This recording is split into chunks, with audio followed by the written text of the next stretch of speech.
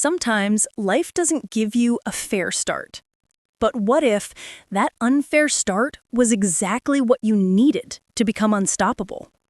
This is the story of David Goggins, a man who turned pain into power and proved that no matter how broken you are, you can still rise above everything. David's childhood was a nightmare. He grew up in Buffalo, New York, in a house filled with abuse, fear, and violence. His father, Goggins, ran a skating rink. But behind closed doors, he was a cruel man who beat his family daily. Little David and his mother lived in constant fear. He'd watch his mom get beaten, then go to school pretending everything was normal. He couldn't study well, couldn't sleep, couldn't focus. He just wanted to survive another day. And that's where it all started, the mindset of survival. He didn't dream of success back then. He just dreamed of peace. When his mom finally escaped the abusive home, they thought life would get better. But the world outside was no kinder. They were poor, black, and living in a rough neighborhood where racism and bullying were part of daily life. David struggled at school. He had a learning disability and stammered whenever he tried to speak. He was that invisible kid sitting in the back, quietly failing, and slowly giving up. At one point, he looked in the mirror and realized, I'm becoming everything I said I'd never be. He was overweight, lazy, and hopeless. He truly believed that he was just another statistic, another broken kid who'd never make it. One day, while spraying for cockroaches at his low-paying job, David saw a Navy SEAL documentary on TV. It showed men pushing beyond human limits, training in freezing water, carrying logs, running on no sleep. And something clicked inside him. He thought, these men are real. They don't quit. That's who I want to be. In that moment, he made a decision, one that would change his life forever. He decided to stop being a victim of his past and start being the hero of his future. But becoming a SEAL wasn't going to be easy. He was 297 pounds, out of shape, and had just 3 months to lose over 100 pounds to qualify for training. Everyone said it was impossible, but Goggins didn't care. He had already lived through hell, and now he was ready to walk through fire. Your past doesn't define you. Your decisions do. You can either keep blaming your story, or you can use that story as the fuel to change everything. So how did a scared, overweight exterminator transform into a Navy SEAL, one of the toughest men alive? What mindset did he build to push through the impossible? Find out in Chapter 2, Truth Hurts, because that's where Goggins learns the hardest lesson of all, the truth about himself. They say the truth can set you free, but before it does, it will break you apart. In Chapter 2 of Can't Hurt Me, David Goggins finally faces the hardest person in his life, himself. After seeing that Navy SEAL documentary, David made a wild promise to himself. He was going to become a SEAL. But here's the catch. He only had 3 months to lose over 100 pounds just to qualify for training. And at that time, he was 297 pounds, eating donuts, milkshakes, and feeling sorry for himself. Most people would have laughed and said, that's impossible. But Goggins looked in the mirror and realized, I've been lying to myself my whole life. He saw a man who always quit when things got tough, a man who blamed his father, his teachers, his color, his pain, everyone except himself. That's when it hit him. The biggest enemy wasn't out there. It was inside, his own excuses, fear, and self-pity. So he did something brutally honest. He stood in front of his bathroom mirror every single day and talked to himself. Not nicely, not softly. He called himself out for every lie he had ever told. He looked at that reflection and said, you're fat, You're lazy. You're not working hard enough. You've been wasting your life. But you can change it. This became what he later called the accountability mirror. He started sticking Post-it notes all over the mirror, each one with the truth or a goal written on it. Lose 2 pounds this week. Run 3 miles today. Study for your test. Stop making excuses. Every day he'd face those notes. No hiding, no running away. It was painful, but it was real. The next morning, he woke up early and started running. He couldn't even run a mile without gasping for breath. His legs hurt, his lungs burned, and his body screamed to stop. But he didn't stop. He remembered something his mom once told him. You don't stop when you're tired, you stop when you're done. And that line stayed with him forever. So he ran again the next day, and the next, and the next. He cleaned up his diet, no junk, no excuses. He started pushing himself beyond what his body thought was possible. Every time his mind said, I can't, he'd answer back, you can and you will. This was more than just physical training. It was a battle of the mind. He realized something powerful. Your brain will always try to protect you from pain by telling you to stop. But that's just the comfort zone talking. And that's where Goggins discovered his famous 40% rule. When you think you're done, you're only at 40% of what your body and mind are capable of. That means the moment you feel like quitting, that's the moment where real growth begins. He used this mindset every single day, to run farther, to work harder, to stay consistent. The truth hurt, but it also built strength. By facing himself and owning his truth, Goggins slowly began to change. He started losing weight, 10 pounds, then 20, then 50. He started feeling alive for the first time. He was no longer the boy who hid behind excuses. He was becoming a man who changed discipline, pain, and growth. Every run, every rep, every mirror session reminded him he was in control now. He wasn't waiting for motivation. He was building self-respect, one hard truth at a time. Chapter 2 teaches us something simple but brutal. If you want to change your life, you have to stop lying to yourself. No one's coming to save you. You are responsible for your own growth, your own success, your own transformation. It's not about being perfect. It's about being real. Goggins says the only way to grow is to embrace the truth, even when it hurts. So now Goggins had started his journey, but losing weight was only the beginning. Next came Hell Week, the most brutal military training in the world. Where most men break, Goggins would rise. But what happens when your body gives up and only your mind is left to fight? Find out in Chapter 3. The impossible task. Imagine running on no sleep for 72 hours, carrying logs, swimming in freezing water, your body shaking, your mind screaming to quit. Most people wouldn't last an hour, but David Goggins, he didn't just survive it. He went through it 3 times. Welcome to Hell Week, the toughest military training on Earth. And this is where David Goggins proved that pain can't hurt you unless you let it. After months of nonstop work, David finally lost over 100 pounds in just 3 months. He pushed himself harder than ever before, running miles in the dark, doing pull-ups until his hands bled, and refusing to quit even when his body begged for rest. When he finally stepped into Navy SEAL training, he thought the hardest part was behind him, but he was wrong. Hell Week was waiting, and it was called Hell for a reason.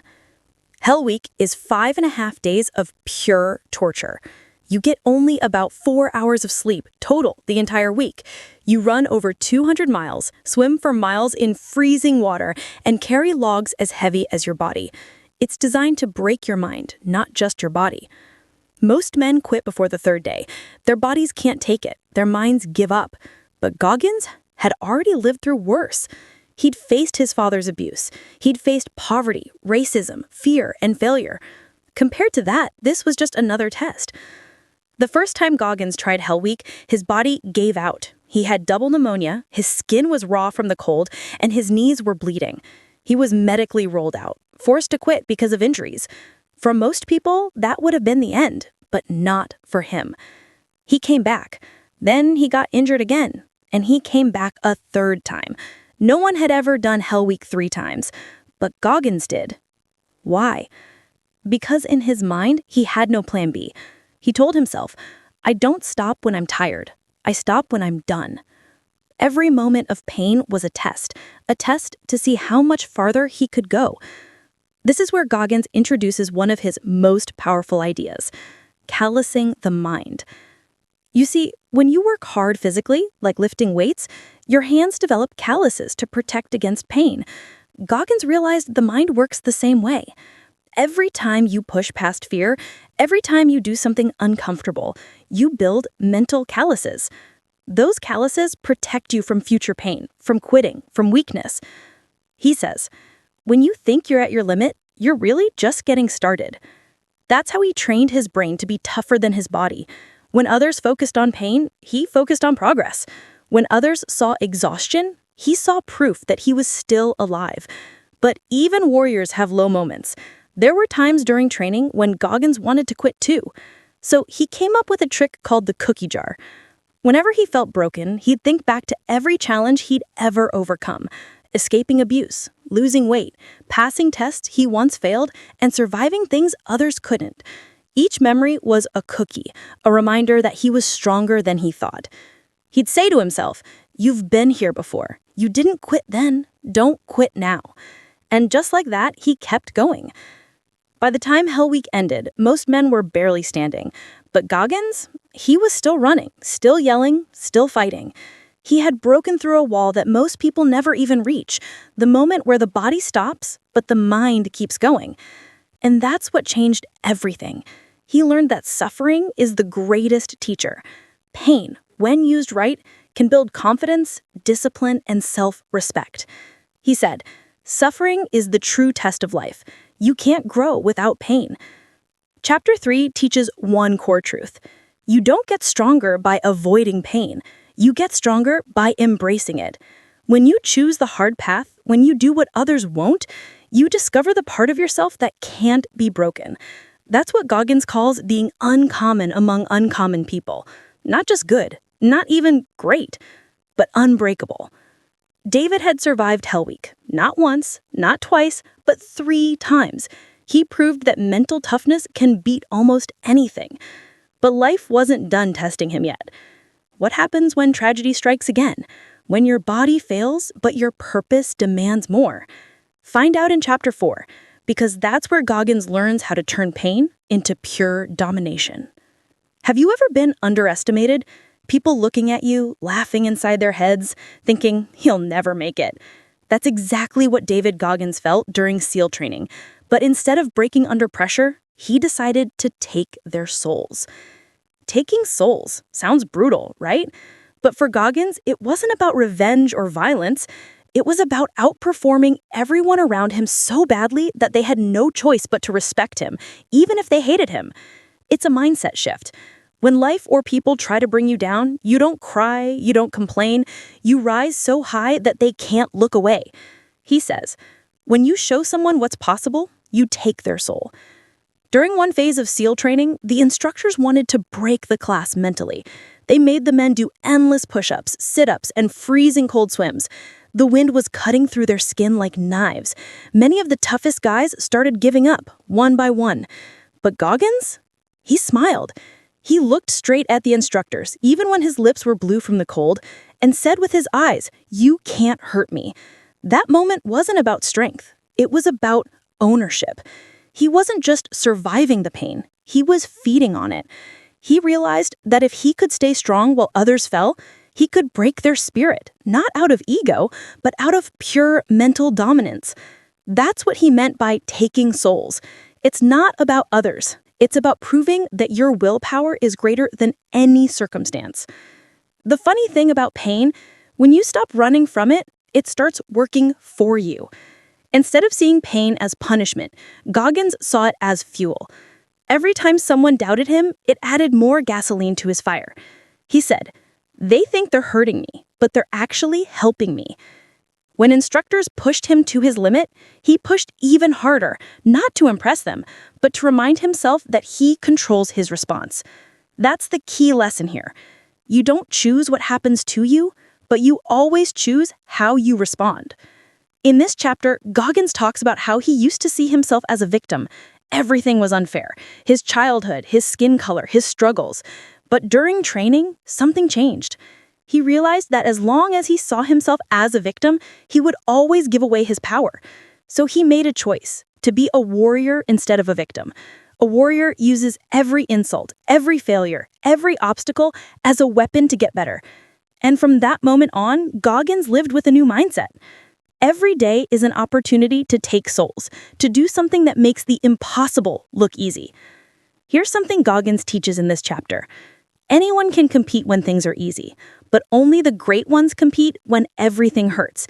That's the difference between being good and being unstoppable. He said, "When you're broken, that's when you find out who you really are." So when his body screamed for rest, he ran another mile. When everyone else slowed down, he sped up. That's when he realized pain is the ultimate equalizer. It doesn't care who you are, rich or poor, strong or weak. But if you can outlast it, you win every time. Chapter 4 teaches one brutal truth.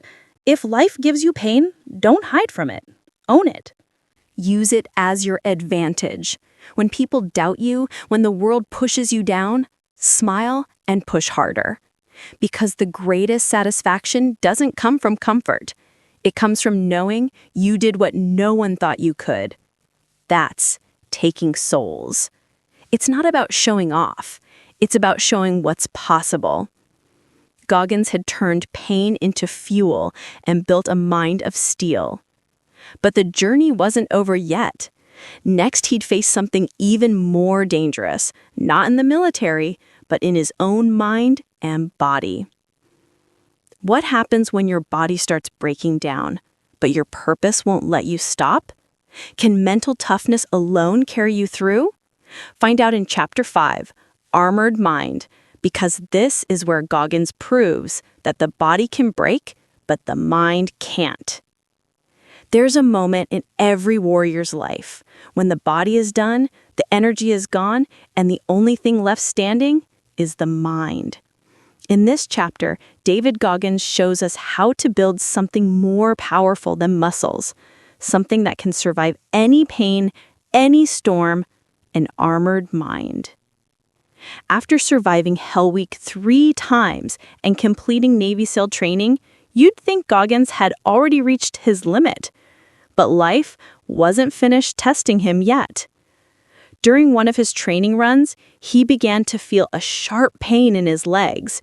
It got worse every day. Doctors later discovered he had severe stress fractures and sickle cell trait, a condition that made endurance running even more dangerous. Most people would have quit instantly, but Goggins didn't care. He said, "The mind controls the body, not the other way around." He knew he couldn't heal his bones right away, but he could strengthen his mindset to handle anything. So how do you build an armored mind? You don't get it by reading quotes or watching motivation videos. You build it by going to war with yourself every single day. Goggins calls it mental callousing. Each time you do something you hate, wake up early, train in the cold, study when tired, you're laying down another layer of armor around your mind. He says, the harder life gets, the tougher your mind becomes if you don't run from it. It's like forging steel. Heat, pressure, repetition. That's how you make a mind that doesn't break under pain. Remember Goggins' 40% rule? When you think you've reached your limit, you're only at 40% of what your body and mind are capable of. In this chapter, he pushes that idea even further. He says most people spend their entire lives stuck in the first 40%. They never explore the remaining 60% because the mind convinces them to quit. But the secret is, pain is not your enemy. Comfort is. So instead of avoiding hard things, Goggins chased them. He purposely made life harder. Cold showers, long runs, heavy workouts to train his mind to stay calm under chaos. Goggins uses a powerful analogy here. He says our brains have a governor, just like a car engine. A governor limits how fast an engine can go, even if it has the power for more. Our minds do the same thing. They limit our performance to keep us safe. When you're exhausted and your brain says, "Stop," that's your internal governor trying to protect you. But Goggins learned to override it. He said, "I take that governor off every day because I want to see how far I can really go." That's how he learned to outperform people who were physically stronger than him. He didn't have a better body, he just had a mind with no limits. Goggins gives us a simple, brutal formula for building an armored mind. Do something uncomfortable every day. The goal isn't to enjoy it, the goal is to prove you can survive it. Don't listen to the voice of comfort, that voice that says, "You've done enough." That's the governor. Silence it. Visualize the pain. Before facing a challenge, Goggins imagines every possible way it could hurt and prepares for it mentally, so when it happens, he's already ready. Celebrate small wins. Every time you conquer a small challenge, you're adding armor to your mind. He says, every day you train your mind to fight pain, you're becoming the person who can't be stopped. Chapter 5 is about mental resilience, not motivation, but discipline. Motivation fades, but an armored mind doesn't care about moods, feelings, or fear. It just shows up every day. That's how Goggins lived, not waiting for inspiration, but training himself to thrive in discomfort. Because when life punches you hard, you don't need comfort, you need armor. Goggins had now built a mindset that felt bulletproof. But the world was about to test his limits once again, in ways even he couldn't predict. What happens when your body completely collapses and even your armored mind starts to crack? Can purpose still pull you through when pain has no end? Find out in Chapter 6. It's not about a trophy. Because that's when Goggins learns what true greatness really means. What drives you when there's nothing left to prove? When your legs are broken, your body's failing, and nobody's watching? That's what David Goggins learned in this chapter. That true greatness has nothing to do with trophies, medals, or applause. It's about who you become when no one else is there to clap for you. After completing Navy SEAL training, Goggins could have stopped there. He was already one of the toughest men alive. But deep inside, he felt something calling, something bigger than personal success.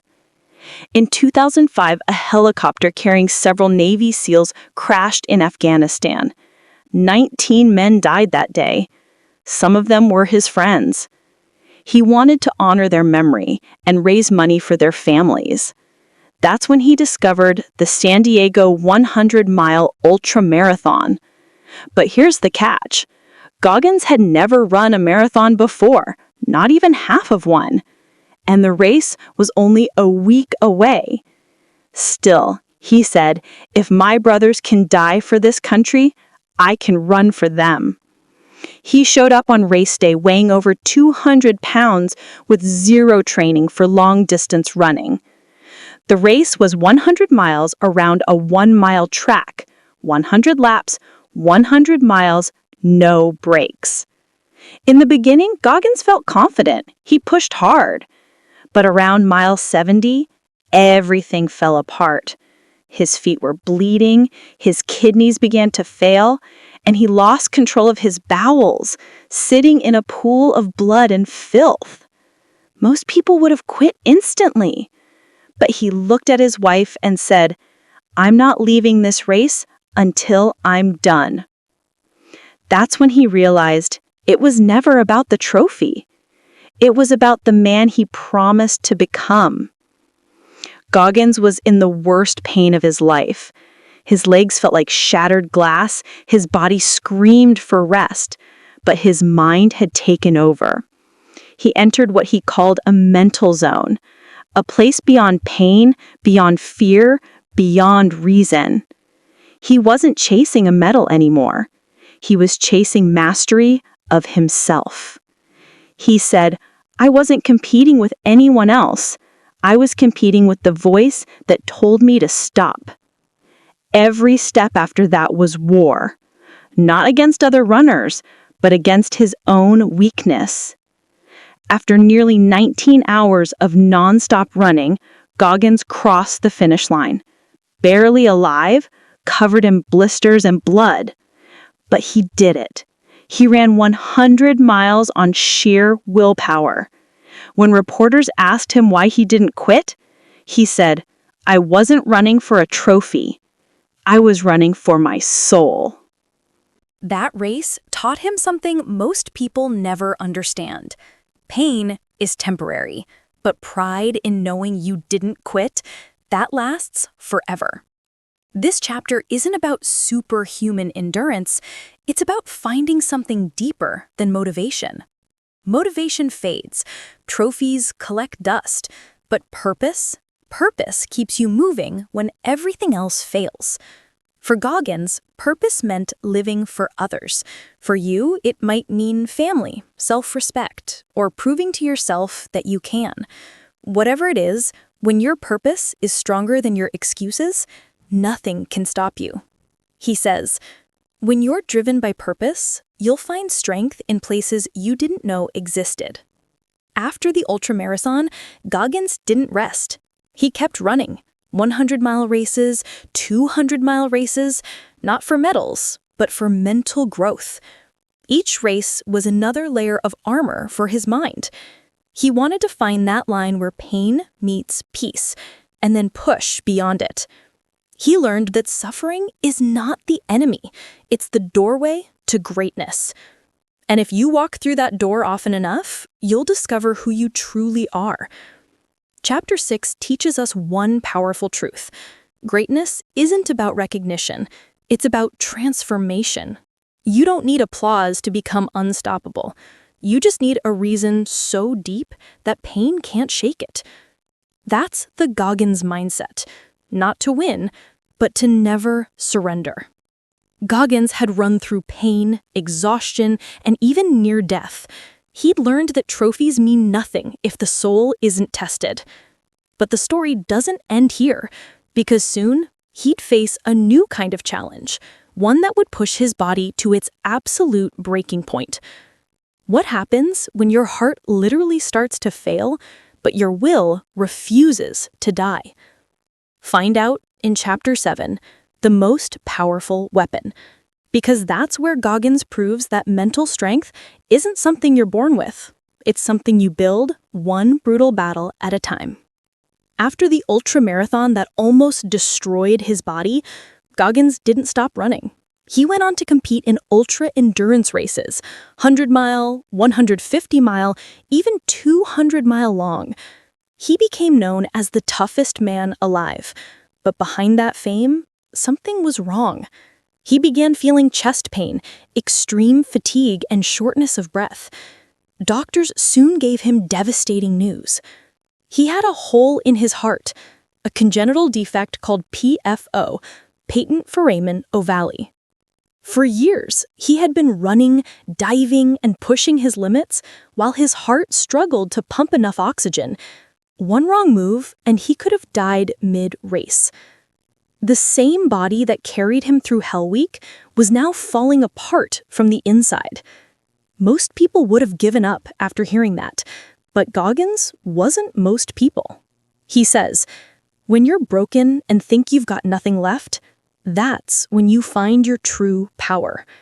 He couldn't train physically anymore, so he started training his mind harder than ever. He spent hours visualizing pain, imagining every possible setback, then mentally rehearsing how he'd push through it. Because he knew that one day, when the body gave out again, his mind would have to carry him across the finish line.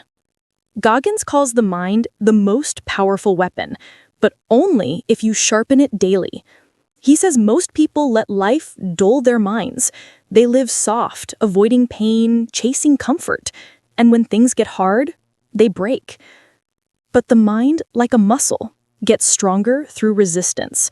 Every failure, every heartbreak, every setback, those are reps for the brain.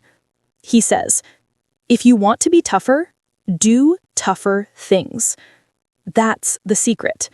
The more pain you willingly face, the more unstoppable you become. In this chapter, Goggins shares one of his most powerful mental tools, visualization.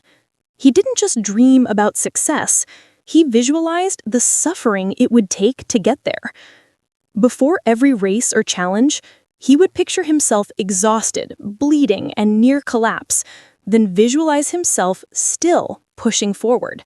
So when those painful moments came in real life, they didn't shock him. He had already lived them in his mind. He says, you must prepare for war inside your head before it ever happens in real life. That's how you take control of fear, by facing it before it even arrives.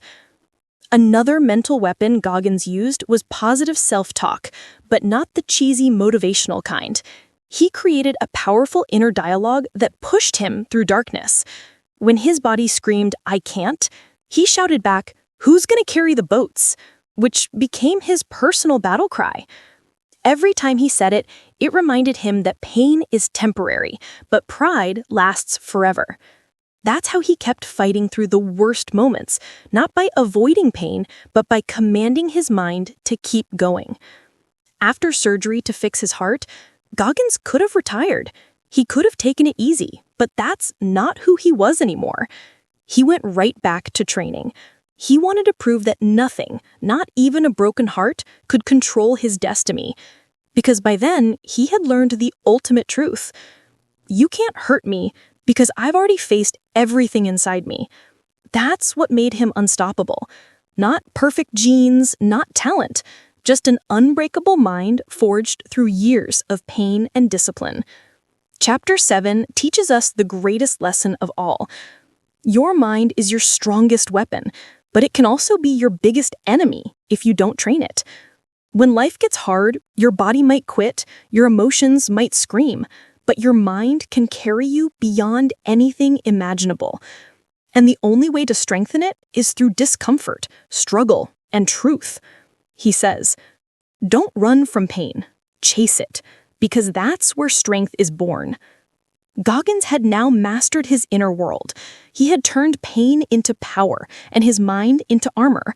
But his journey wasn't over yet, because now the world wanted to know his secret, and Goggins had to decide if he would share it or keep it to himself.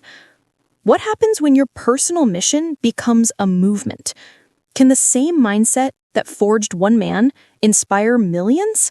Find out in Chapter 8, Empowerment of the Mind, because that's where Goggins turns his pain into a purpose for the world. Pain taught him discipline. Discipline gave him strength. But now, David Goggins had to learn one more thing: how to turn his story, his suffering, into power for others.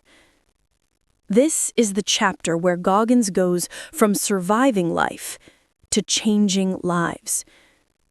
For years, Goggins was a lone wolf. He didn't care about fame, likes, or followers. He just wanted to conquer himself.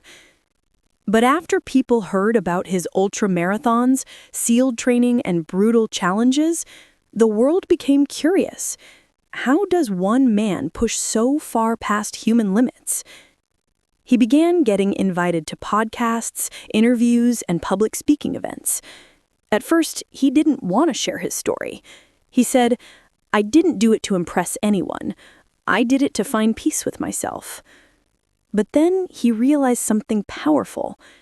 If his pain could save just one person from giving up on their dream, then sharing it was worth it. Before inspiring others, Goggins had to face his biggest battle, his past. Talking about his abusive childhood, racism, learning disabilities, and self-hate was harder than running 100 miles. Every time he told his story, old memories resurfaced. The beatings from his father, the nights crying alone, the voices that said, "You'll never be enough." But instead of running from that pain, he used it as fuel.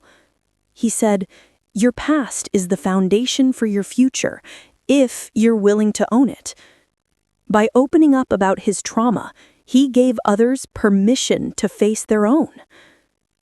As his message spread online, Goggins started receiving thousands of messages from soldiers, athletes, students, and even people battling depression. They all said the same thing: "Your story made me realize I'm capable of more." That's when Goggins understood. He wasn't just a man anymore. He had become a mirror for others to see their own potential.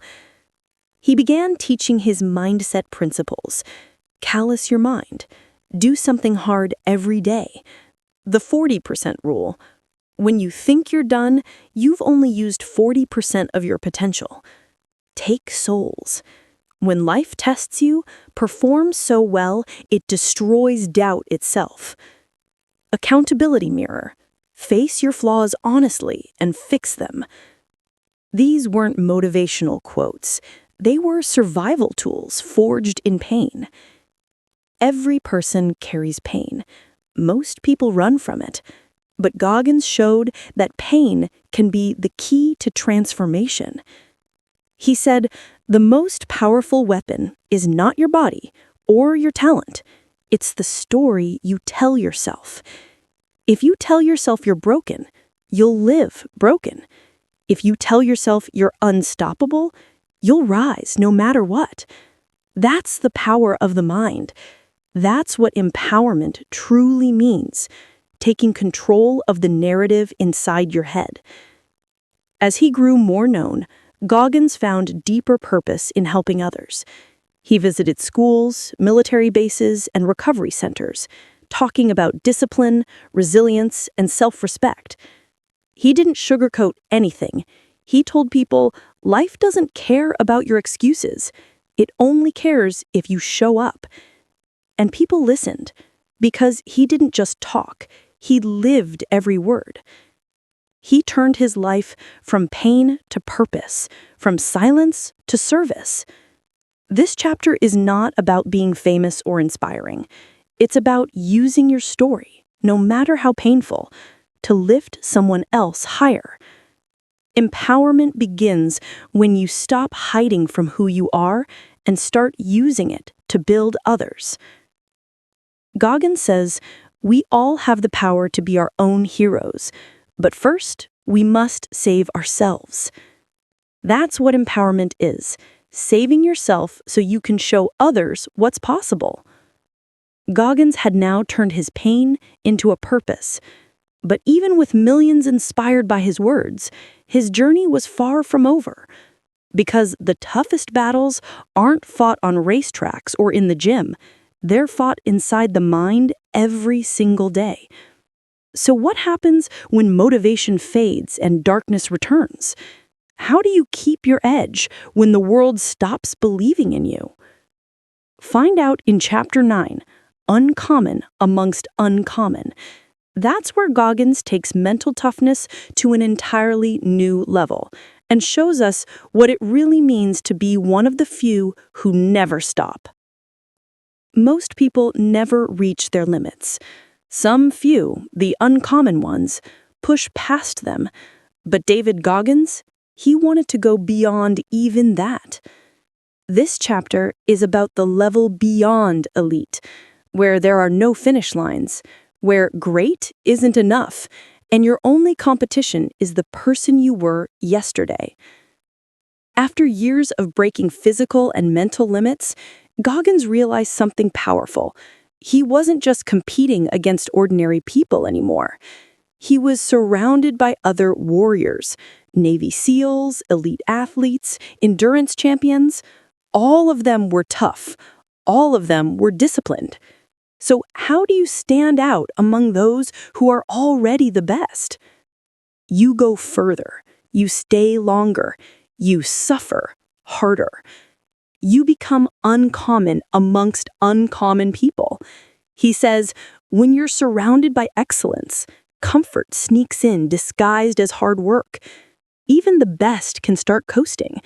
So Goggins decided, I will never coast. Ever. While training with elite SEAL teams and top endurance athletes, he noticed something strange. Most of them pushed hard until it hurt. Then they slowed down. But for Goggins, pain was the signal to go faster. He believed that discomfort is the ultimate training ground. He says, being uncommon isn't about talent, it's about mindset. When everyone else is tired, that's when I start counting my reps. That mindset terrified people, but it also inspired them. He had learned to feed off struggle, to find calm in chaos, to thrive in the places others avoided. Goggins created a rule for himself, the 1% rule. Every single day, he aimed to get just 1% better. Not 10%, not overnight transformation, just 1% more disciplined, more focused, more mentally sharp. Because 1% daily growth compounds, and soon that 1% separates you from 99% of the world. He says, most people stop when they're tired. I stop when I'm done, and then I do one more rep. That's how he became uncommon, through relentless micro-improvement, not motivation, but consistency. Even inside the Navy SEALs, where men are trained to be superhuman, Goggins stood out. He wasn't the fastest or the strongest, but he was the one who refused to quit. He volunteered for the hardest missions, trained longer than required, and even went through Hell Week 3 times. Not because he failed, but because he chose to go back and prove something to himself. He said, when you think you've reached your limit, you're only at 40% of your true capacity. That became known as the 40% rule, a cornerstone of Goggins' philosophy. It means when your mind says, I'm done, you still have 60% left in the tank, if you dare to dig deep enough. But this chapter isn't just about toughness. It's about humility. When you become great, ego is the silent killer. Goggins admits that after his fame grew, he started believing his own hype for a while. Then he caught himself. He realized the danger of being called a legend. He said, ego is the enemy of progress. The moment you think you're uncommon, you stop getting better. So he humbled himself daily. He found ways to start over, new challenges, new pain, new growth. Because true greatness is not about being superior, it's about never settling. Every morning, Goggins faced what he called the accountability mirror. He would look himself in the eye and ask, did you give everything yesterday, or did you just do enough to look good? If the answer was enough, he'd plan something harder for the day ahead. This simple ritual kept him hungry, because success can be a trap, and comfort is the silent thief of greatness. He reminds us, don't just be good in a world of average, be great in a world full of good. That's the difference between being uncommon and being uncommon amongst uncommon. This chapter teaches one powerful truth. Excellence isn't a destination, it's a habit. Becoming uncommon means doing the hard things after everyone else stops. It means training when you're tired, showing up when no one's watching, and never being satisfied, even with greatness.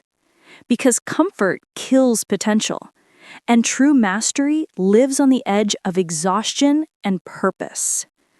Goggins says, being uncommon amongst uncommon means refusing to plateau. The grind is never over because you are your own competition. By now, Goggins was not just a man, he was a mindset. But even the strongest minds have moments of weakness. Because when you spend your whole life fighting pain, sometimes peace can feel like the hardest battle of all. So what happens when the warrior finally stops running and has to face himself without the noise, without the struggle? Find out in Chapter 10, The Empowerment of Suffering. Because that's where Goggins discovers the final secret, that the pain you once feared can become the power that sets you free. Every human being tries to avoid pain. We run from it. We hide from it. But David Goggins learns something most people never do. Pain isn't the enemy. It's the teacher. In this chapter, Goggins takes us into the heart of suffering and shows us how embracing it can transform your life forever. By now, Goggins had achieved what most people would call impossible. Navy SEAL, ultramarathon runner, world record holder, motivational icon. But behind all the victories, there were silent battles. Moments when he woke up and didn't want to move. When depression whispered, "You've done enough. You can stop now." He said, "The hardest part of life isn't training your body. It's training your mind to keep going when nobody cares anymore." That's when he realized suffering never truly ends. It just changes form. At first, it's physical. Exhaustion, pain, failure. Later, it becomes mental.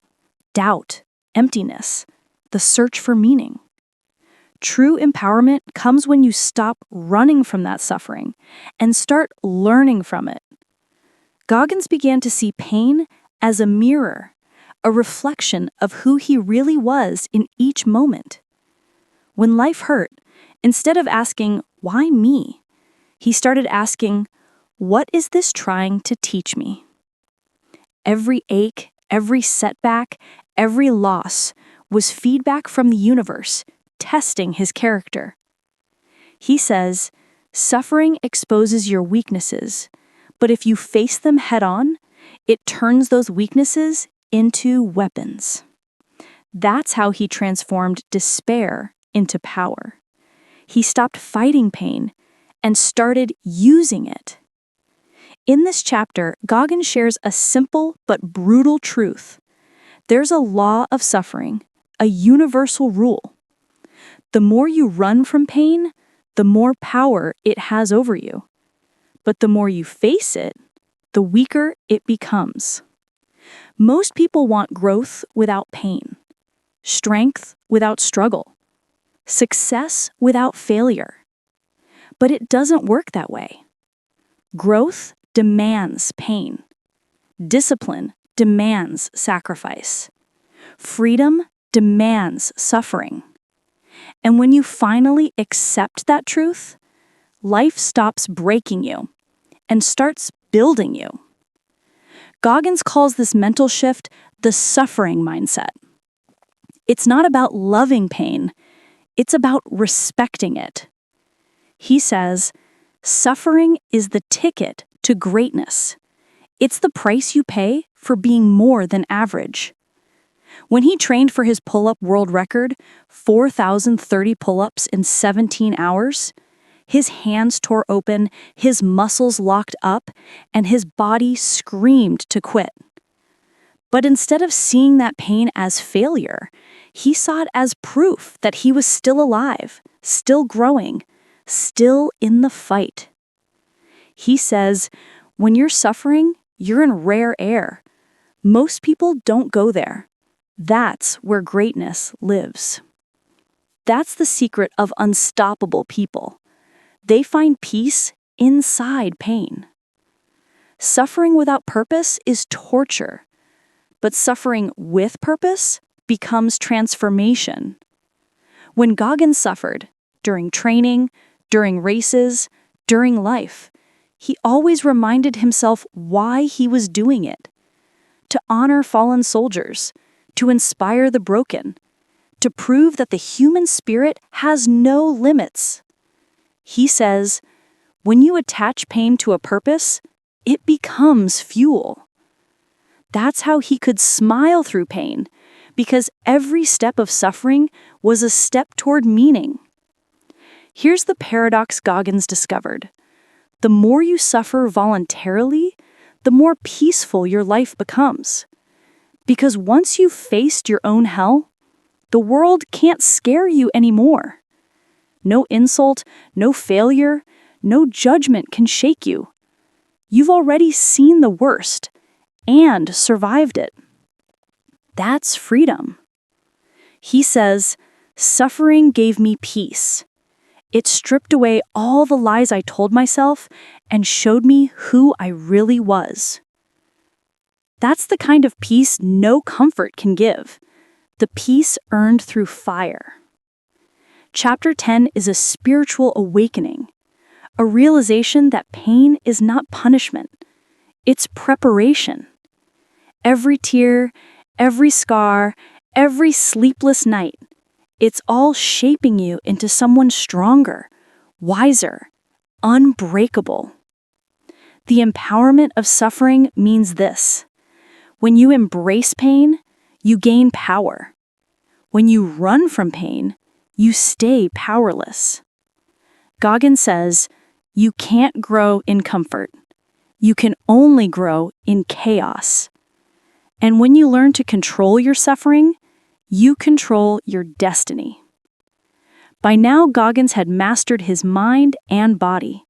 He had turned pain into peace and suffering into strength. But there was still one more challenge, something even deeper than physical or mental struggle. It was the question that would define his legacy. After becoming unstoppable, how do you stay human? Find out in Chapter 11, What If? Because this final chapter isn't about endurance anymore. It's about purpose, legacy, and the ultimate question. What if you gave everything you had, every single day, until there was nothing left to give?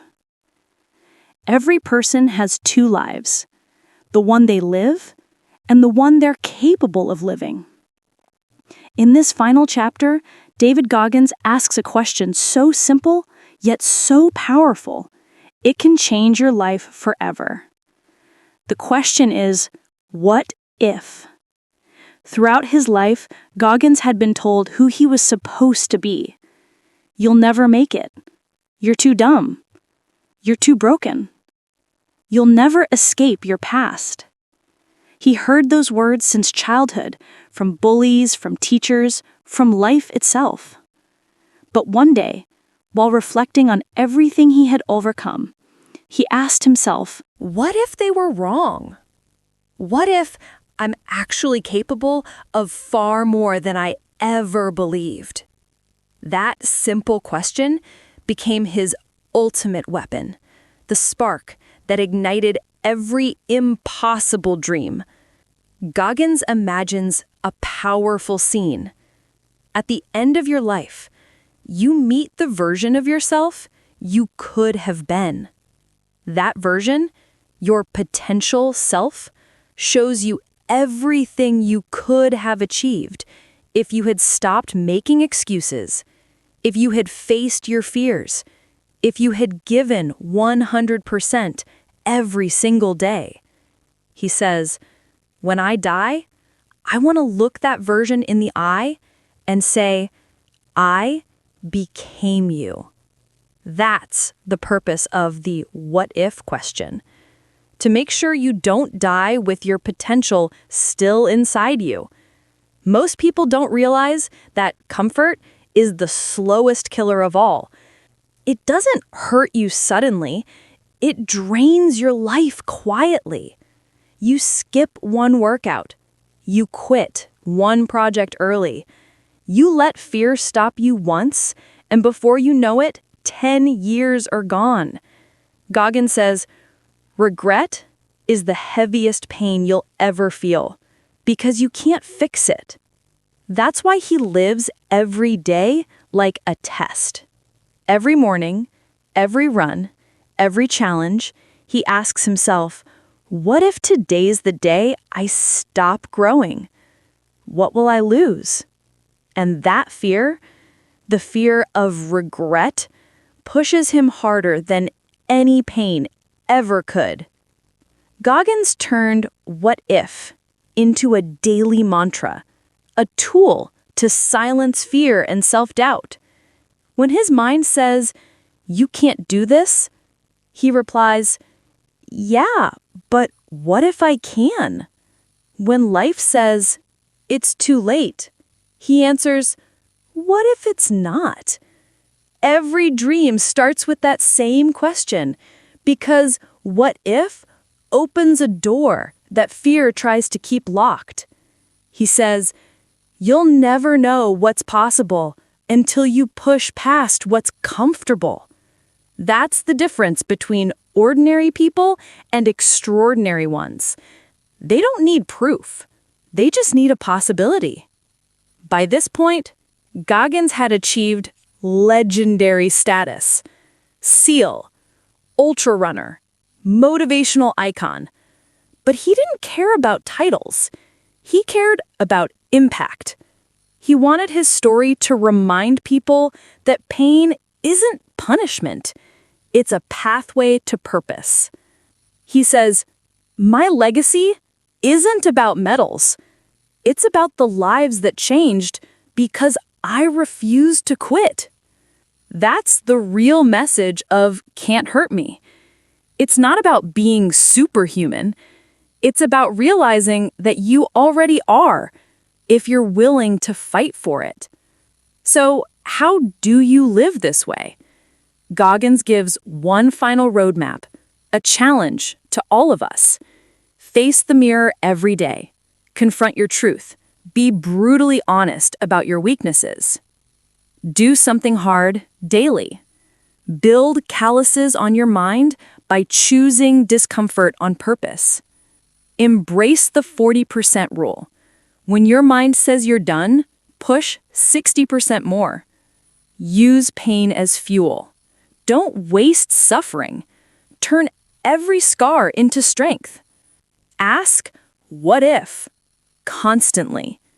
Let that question destroy your limits and rewrite your story. That's the formula for an unbreakable life. This final chapter teaches us the deepest truth of all. You are not your circumstances. You are your choices. Every excuse, every fear, every doubt, it's just a story you tell yourself. And the moment you change that story, you change your destiny.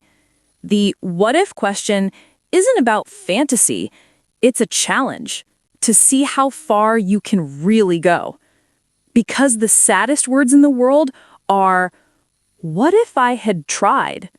But the most powerful are, what if I still can? Goggins ends his journey not with motivation, but with a mission. He looks straight at you, the listener, the dreamer, the fighter, and says, you don't need to be special. You just need to stop quitting. Stop waiting for the right time. Stop hiding from who you could become. Because when you ask yourself, what if, and actually chase the answer, you'll find out how powerful you really are. So the question now is yours to answer. Not tomorrow, not someday, right now. What if you stopped doubting yourself and started becoming everything you were meant to be? End of Can't Hurt Me by David Goggins. A story not just about endurance, but about conquering the mind, embracing pain, and living without limits.